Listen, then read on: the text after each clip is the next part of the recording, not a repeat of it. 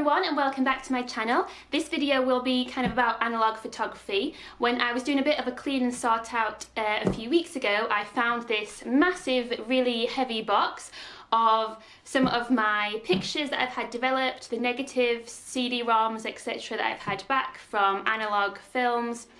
I mean, I hadn't lost it, but I picked it up for the first time in forever to actually clean underneath it, and that's when I decided to have a look through, and I thought maybe I'd go through it and kind of share it with you. So it's kind of a mixture in here. Some of these are recent ones, and some of them will just have the negatives that have come back from a film that I've sent away to be developed. Other ones have CD-ROMs in them. And others are actually photographs, and the ones that have actual prints in them tend to be the older ones from when I was younger, which is why there's quite a few in here, although I think somewhere there is actually another box of pictures, because I just keep getting pictures developed. So anyway, I thought I'd have a run through, and if I can remember what the pictures are of, I can describe them to you and also insert a few so that you can have a look, and we'll just see what's in here. So these are a few recent ones. So these are, I can't really turn them over because they've all got my address on them, so I'm going to have to just kind of keep that covered up. But these are ones that I've sent away to a place called Photo Hippo, which is when I have to send films away, that's who I use. And I have to send them away if they're not 35mm or if they're black and white, because for some reason a lot of local places just don't have the capability to do black and white development, even though actually developing black and white pictures is, as far as I understand it, easier, and that's why a lot of amateur photographers use black and white so they can do it at home. They're just not set up for that anymore. So like Jessops and Boots, which is who I would use if I was going to go into a local shop, they can't do the black and white ones. So this is one that's come back from Boots, and it actually has a few images in here. And so this is actually some pictures from a trip we went on to America in April 2017, and this is my boyfriend, and this is at the Air and Space Museum. That was actually in Virginia, but we actually went to Washington, and so that is the Capitol building, I believe that's what it's called. I absolutely love that building. I just thought it was so pretty, and you can see it in quite a lot of places in Washington because it's quite flat, so you can see the dome kind of pointing out. And we were across the road at the Library of Congress, and I just thought that was like a really nice shot. I think I got these developed and printed because I wanted to use them in either scrapbooking, or I actually wanted to have some prints in frames, and at that time I didn't have my own printer, whereas now I do, so I don't need to get them done for me.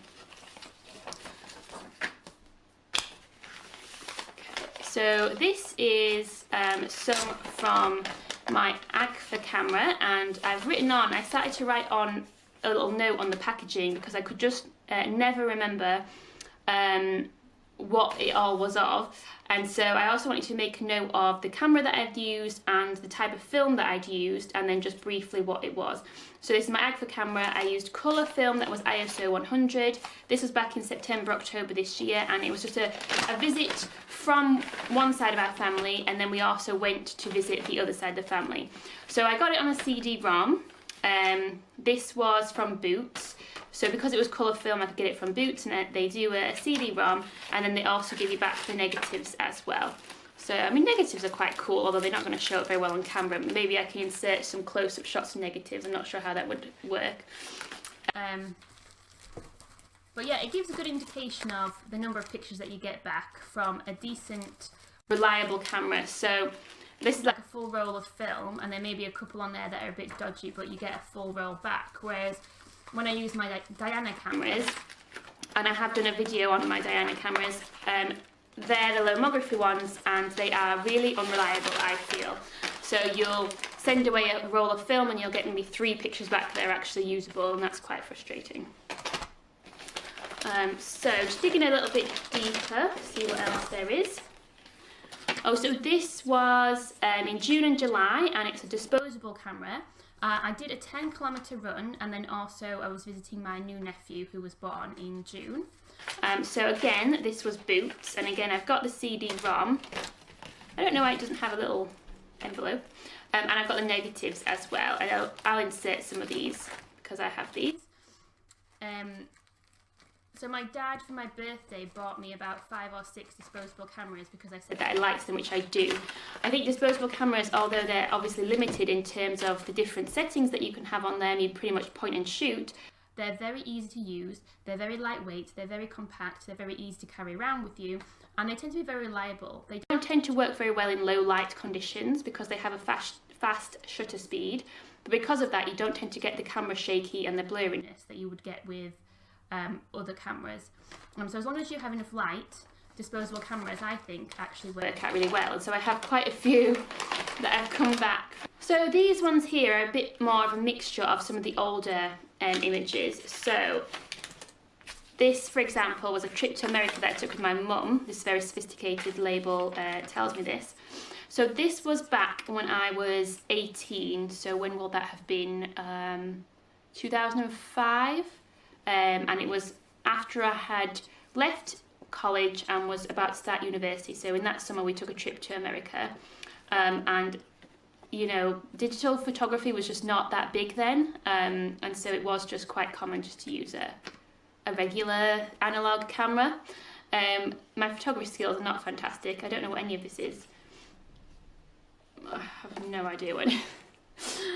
So we went on one of those annoying trips to see the leaves turn colour, to see them change colour, so from green to orange for autumn, although none of them really had, which defeated the whole point. But what it did mean that we spent about 2 days just on a coach driving up and down the freeway or the highway or whatever it was to see these leaves that hadn't actually changed colour. And somewhere along this freeway, highway, motorway way, we stopped off and looked at a train, a steam train. So that's a picture of a steam train. I have no idea what it was. It was somewhere in New England. And then this might actually be Boston, because we did go to Boston and they have boats in Boston, I believe. I just have no idea what any of this is.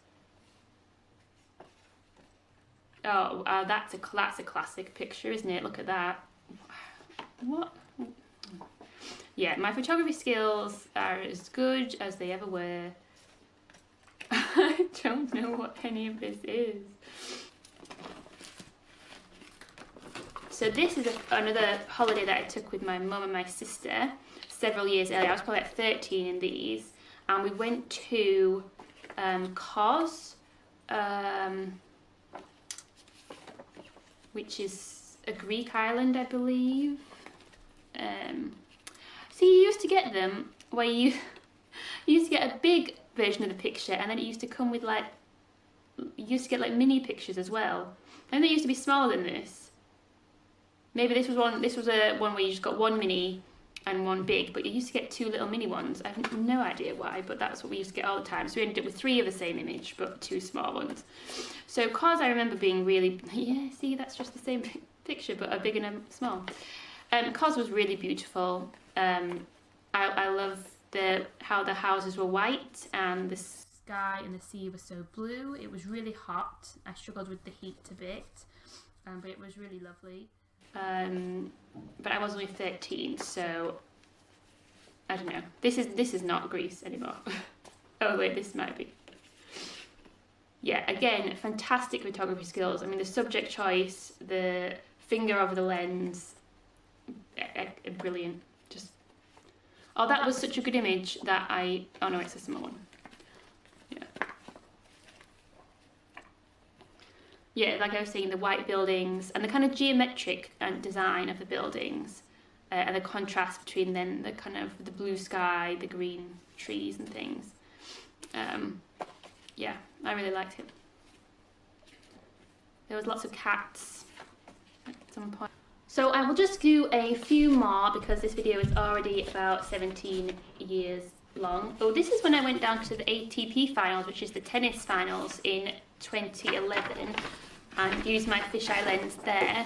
So I think I've just got a few pictures of outside the venue, which was the O2 Arena in London. Can I see the outside? And then these are some shots of London, I think. The camera does not like low light levels, as you can see of this picture on the coach. It didn't really work. Yeah, I don't really have a whole lot of shots. No shots of the tennis in there anyway. it was quite cool to go down there. I haven't been down since. No, we went twice, then I haven't been since. It's hard with like getting off work and stuff. Oh, so these are ones I took in America, and they were with my Diana camera with 120 film, and this was black and white ISO 100. So when we went to America and it was super hot, so a lot of these pictures came out really well. I think they would have struggled in lower light conditions, but it was really clear sunny days. So there's a few like dodgy blurry ones, obviously. And you can see the sprocket holes as well in the film, which is kind of cool. So this is Yosemite, and it's quite grainy, but I still think it's quite a cool image. So that's like me, I think this was called tunnel view, maybe? And it's an amazing view. The camera doesn't really do it justice, but it's still quite cool. I think this was the Hoover Dam. And this was Monterey in California when we were on our way back. And some seals in California, in Monterey. And one of the houses that we stayed in San Francisco, and I think this was San Francisco, it's very hilly. And this was Death Valley, very, very hot. And that's kind of all I've got in there. I did take some other ones, I don't know if I had that there.